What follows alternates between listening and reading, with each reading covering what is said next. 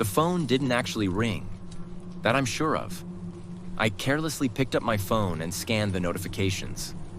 Like all other normal human beings in North America, I check my cell every 15 minutes for that sweet, sweet dopamine rush that comes with the notification of a new text or Snapchat message. I was pretty surprised when I saw that I had a missed call from 20 minutes ago. After all, my phone had been sitting in front of me on the table the whole time, and it usually emits an obnoxiously loud notification ping anytime anything happens. The thought that I missed my ringtone of Natalie Imbruglia's Torn playing, "Leave Me Alone," I chose it half ironically, was surprising. I checked the notification, assuming it was most likely spam, and was surprised to see that the call came from my local area code and that it even had a real-life name attached to it. Usually when I get a scam call telling me that Interpol has me on a watch list and that they'll lock me up forever unless I pay $213 via a very shady e-transfer, it's from a private caller. This time, there was a name. Diane Vale. It was still most likely a spam call, but I had been recently playing some modest gigs and opening for up-and-coming artists with my band, and I'd made sure to hand out my music business card. Don't judge me, like candy at this point. I figured it wouldn't hurt to call back with this small, exciting, but irrational "what if" thought in the back of my mind. And so I did. After a few rings, I heard someone answer the phone. "Hello?" asked the voice on the other end, sounding almost concerned. Curious.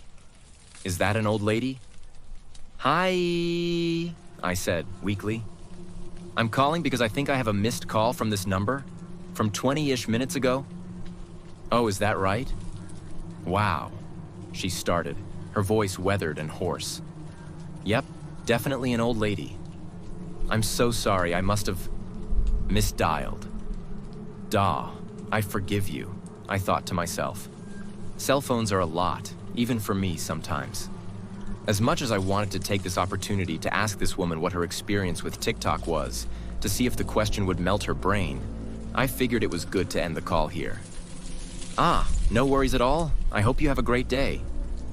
"Why, thank you, dear," she said. And before I could press that bright red icon with the retro phone handle to sever all ties with this woman for the rest of my life, she quickly squeaked in right after. "I was trying to reach my husband. Yes, that's what it was. He must have a similar number to you." Oh, right, yeah, I imagined you were probably just off by a digit or two. Happens all the time," I said, still ready to hang up immediately. "Yes, that's what it was. I was trying to reach my husband, but I called you instead, which means I wasn't able to reach my husband." "That is right, you wonderful, sweet old lady. I think, therefore I am. You called me, therefore you didn't call your husband. Logic. I will try him again now. Thank you for being so sweet and tender about this," she continued. "Again, no worries at all," I said, hanging up right after to avoid her throwing more mind-blowing revelations my way. Like if I was on the phone with her, that means I wasn't on the phone with someone else right now. Whoa. Despite my snark, at the time I thought the whole exchange was actually a bit sweet. That was the prevailing thought anyways, when I saw her name show up on my caller ID a week later, to the sweet, sweet tunes of Natalie Imbruglia. Screw you, the song's a banger. I decided to answer. "Hello?" I said. Diane took a while to respond this time. She almost seemed surprised when she did. "Wait, you're not Martin." "Nope, I think this must be a wrong number." The revelation approached Diane at a glacial pace. Eventually, it clicked for her, and she answered with certainty. "Ah, you must be the same woman I called last time. Your voice sounds so clear." "Yep, it's me again." "Well, my goodness, you must be fuming that I accidentally reached out to you again." "Not at all, ma'am, you're all good. Best of luck reaching your husband." "Oh, well, it's not my husband this time, actually. It's my brother I'm trying to call." "Gotcha. Well, best of luck, I gotta run." I hung up the call just as she was mid-sentence through her response. I felt rude doing it, but at the same time, you have to nip things like this in the bud immediately before they drag out. If someone on a cold call or on the street asks you for 20 seconds of your time, be stern, say no, and move on. It's the foot in the door technique, and I had to quash it before she felt empowered to share a series of boring stories with me. It wasn't until nighttime that same day that I realized it was pretty weird that she contacted me on another misdialed call, this time after trying to reach her brother. Did her husband, her brother, and I all have very similar phone numbers or something? I pushed the thought aside and moved on.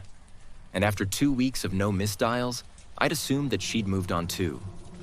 It turns out that the third time was the charm, actually.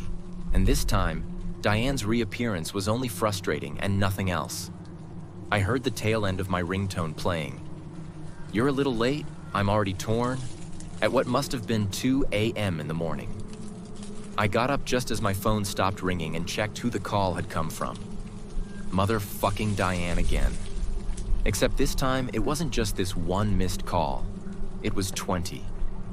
She'd been trying me for over an hour, and I'd just slept through all of it, apparently. I blocked her number and went back to bed. In the morning, I'd noticed that she'd also sent some voicemails. Out of morbid, annoyed curiosity, I decided to give them a listen. I expected to hear a mundane series of messages about her day. An incident at the bank, a complaint that oranges at the supermarket cost 20 cents more than usual, or her frustration that her husband and brother still weren't answering her calls. Instead, as I listened, every voicemail was the same. Breathing. Just her breathing. One voicemail after another. Continuous. Running for minutes each time before cutting out to the next message. Occasionally, it felt as if her breathing would rupture, like she was just about to start crying, but she never did. What in the ever-loving fuck? I wasn't sure if I should have been creeped out or if I should have felt really bad. Regardless, I was able to rationalize all of this again. She clearly was just terrible with technology, and the line, "Leave your message after the beep," meant nothing to her. Never mind the fact that answering machines had been a thing for a really long time before the advent of voicemail, so she really must have been living under a rock to have missed all of that. I decided to run with my half-baked explanation for the purposes of buttoning all of this up in my head as quickly as possible. Thanks to me blocking her number, the next couple of months were business as usual. All was normal in my world. Yes, I would still get a strange sinking feeling in my stomach every time I thought about Diane's series of late-night calls. But overall, the hustle and bustle of everyday life allowed me to put the incident behind me. Then, on a not-so-special day at a not-so-special time, my phone started ringing. I instinctively went to pick it up as I was actually awaiting a call from one of my friends at that moment. I almost had an aneurysm when I saw the name Diane Vale on the caller ID. My curiosity on how she'd overridden me blocking her number was quickly quashed when I realized that her number looked way, way different this time. It definitely wasn't from my local area code. She changed numbers to reach me? I answered the phone. "I don't know what the fuck is wrong with you, but stop fucking calling me." "I'm completely alone," she interrupted. Her interjection stumped me momentarily. "I'm alone," she continued. "I heard you. My husband, my brother, my family and friends, they've all passed. I have no one. I'm completely isolated." Look, I'm sorry to hear that really, but that's no excuse. I just need someone to talk to. Please. Just one meaningful conversation, and then you won't need to hear from me anymore. God damn it. Okay, I replied. As weird as this whole ordeal was. Seriously, calling a stranger because you're lonely under the pretense that it was just a wrong number? If getting her to talk about the heartache that comes with growing old alone and losing everyone you love was enough to put her at ease, then I could probably burn 10 minutes for it. Secretly, I was more frustrated at the potential kids, grandkids, or extended family that this woman may have had who'd left her all alone with no emotional or social support. "Sometimes it feels like I've always been alone," she started. "And yet, I have memories of a time when life was full. There was company, laughter, liveliness. I can distinctly remember moments where it felt like I had almost done too much socializing, where the presence of others was almost overbearing if you could believe it." "You don't say?" "Ah, in hindsight, what a strange, foolish thought for me to have had," she mused. her voice trailing off. I decided to multitask. I had a concert later in the evening, and I figured I could put her on speakerphone and start getting ready. I went to the bathroom, placed my phone on the countertop next to the sink, and started doing my makeup in front of the mirror. I'm sure that reminiscing on the past probably brings back some mixed feelings. I'm sorry to hear that you feel alone nowadays. No old friends or extended family around for you to talk to? I asked her.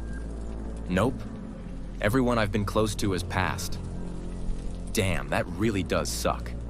I tried to approach the conversation from a new angle, while applying eyeliner.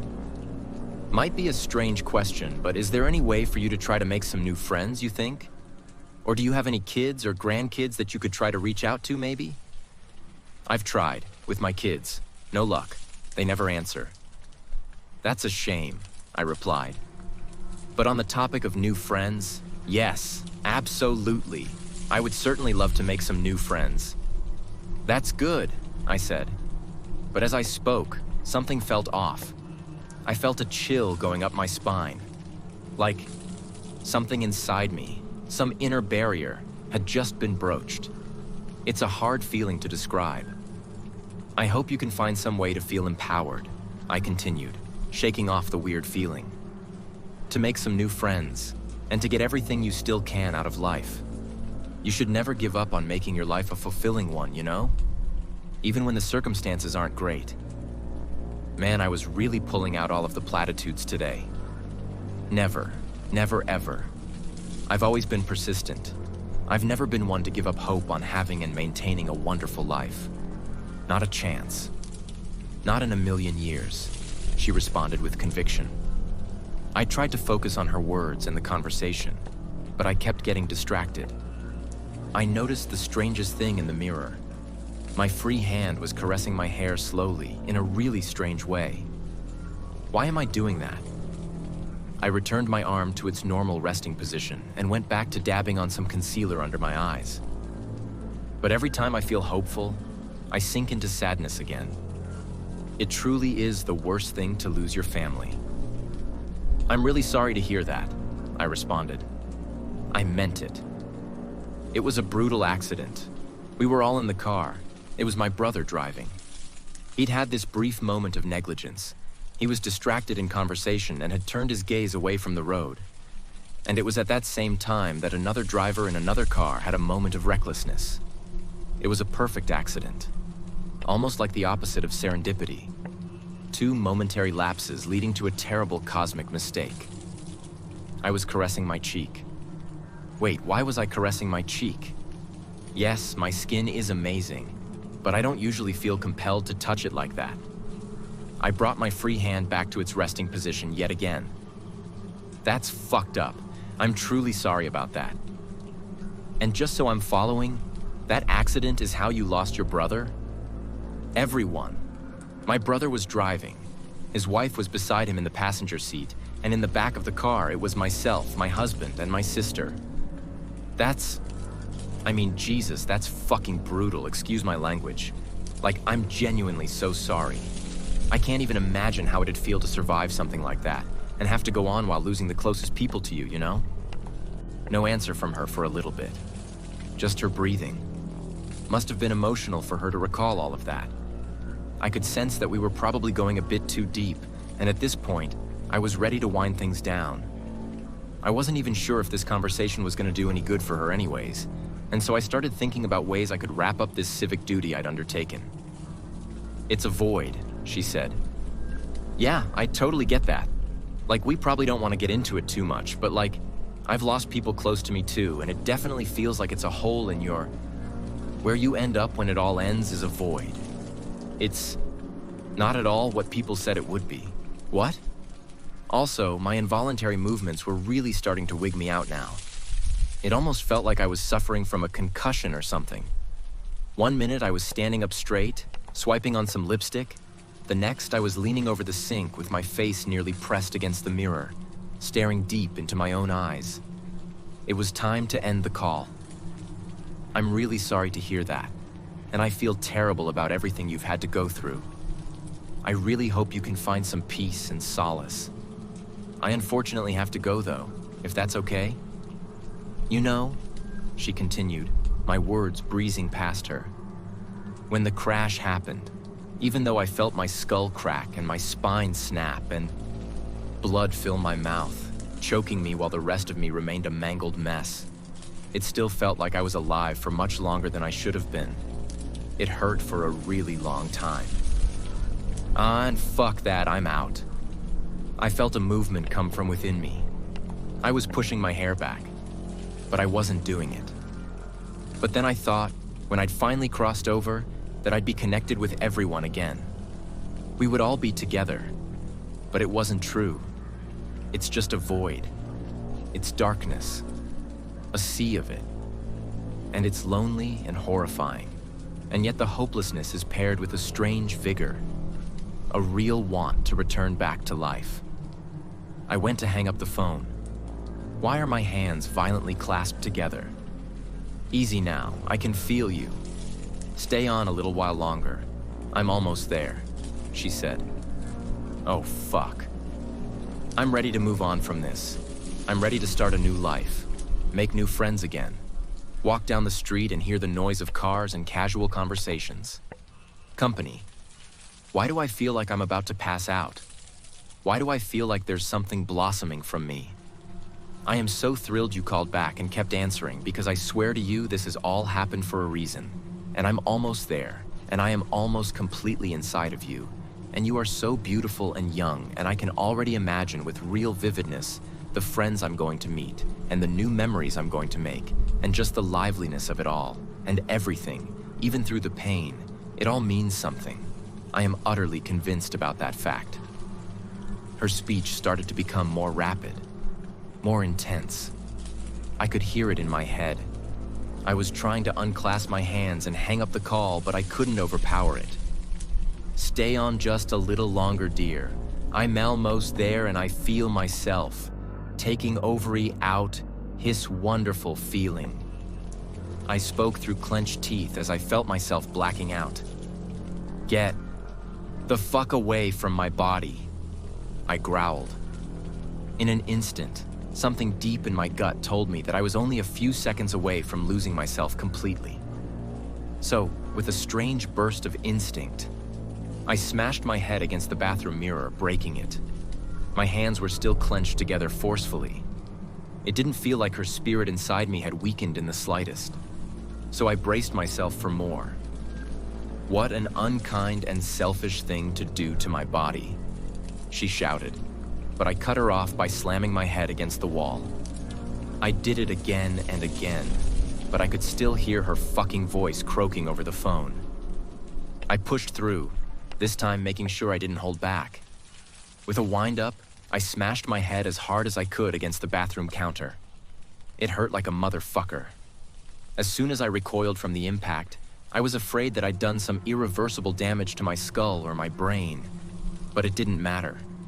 I had a sense of vigor of my own. I'd rather be dead than have anyone else in my body. I felt her impact on me weaken ever so slightly as her voice came through the call.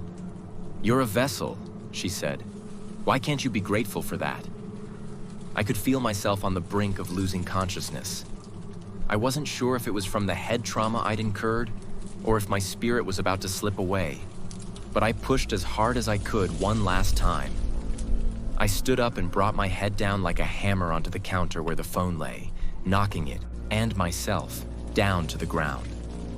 Amidst the excruciating pain and confusion, I felt the sensation of freedom for a few seconds. I leveraged the brief lucidity that came with the insane amount of adrenaline in me and crawled over to the phone. I tapped through the screens and notifications in an almost deranged manner, just as I heard Diane about to say something else. I hung up the call. Jesus. Fucking. Christ. It's fucking done. I screamed in place on the bathroom floor for what must have been a minute. I screamed even louder when I heard my Natalie Imbruglia ringtone play to signify another incoming call. Caller ID, Diane Vale. I hung up the call immediately, but it was interrupted by another call, then another, and another. Diane was calling simultaneously from different numbers, over and over again, each call interrupting the previous one before I even had the chance to hang up. I ran to my hallway closet, found my toolbox, opened it, secured a hammer, and ran back into the bathroom. Without a second's hesitation, I smashed my Samsung Galaxy S23 to pieces. Even after I destroyed it, I continued banging the hammer into my bathroom floor, getting all of the bullshit and headache out of my system. And then I was done. I stood up slowly. The mirror was broken, so I could only imagine how bruised and battered my reflection looked. With the adrenaline subsiding, the insane amount of pain I felt over my body became ever more apparent. Like Diane had said, it hurt for a really long time. But I was still here, and it was probably time for me to go to the hospital. No concert tonight. Probably for the best. I could explain to the cops later why I was screaming while trashing my own bathroom. It took me a while to feel comfortable getting a new phone. I still remember the puking sensation I felt months ago when I saw her name pop up again on caller ID. This time, off my new ringtone, Electric Light Orchestra's Evil Woman. I blocked it, which is what I did with every other number permutation she used to call me as the months continued. The skin-crawling sensation every time she tried to reach me was always the same. But thankfully, as time passed, her calls started becoming fewer and farther between. Maybe she was starting to make peace with the void. Or alternatively, she was using that spare time to finally learn how to text from the great beyond. I got my first texts from her a few weeks back. You were so unbelievably selfish. To string me along, give me false hope, and then back out at the last moment. I have a silent prayer that I'm holding deep in my heart, that when you do pass, you'll be in the same void I am. I'll have an eternity to inflict on you what I dream about in every waking moment. Diane. Sigh. Not even an exox or a till. She needs to brush up on her texting etiquette. At the time, I laughed and thought it was stupid. Lady, if we all end up in a void, and you've already been seemingly alone in said void for what's felt like an eternity, then it's probably safe to say that it's a big fucking void where you won't ever find me. That's the prevailing thought I like to keep, but every now and then I do sink into a bit of despair. Specifically, in the mornings when I wake up after a nightmare. All of my nightmares nowadays seem to take on the same tone. It's a regular-ass dream, and then out of nowhere, I turn a corner and off in the distance, the dream extends into a black void. And standing on the edge of the void, where the darkness meets my normal dream surroundings, is Diane. She's looking at me with an intense stare and a subtle smile, and she's waving. And for that brief moment, it all feels unbelievably real and vivid. The thing I hate the most about these nightmares is how my body caves sometimes. Every now and then, involuntarily, I'll catch myself waving back. I wonder if we're allowed to bring things with us into the afterlife. If so, I'd like to ask my loved ones to bury me with a hammer.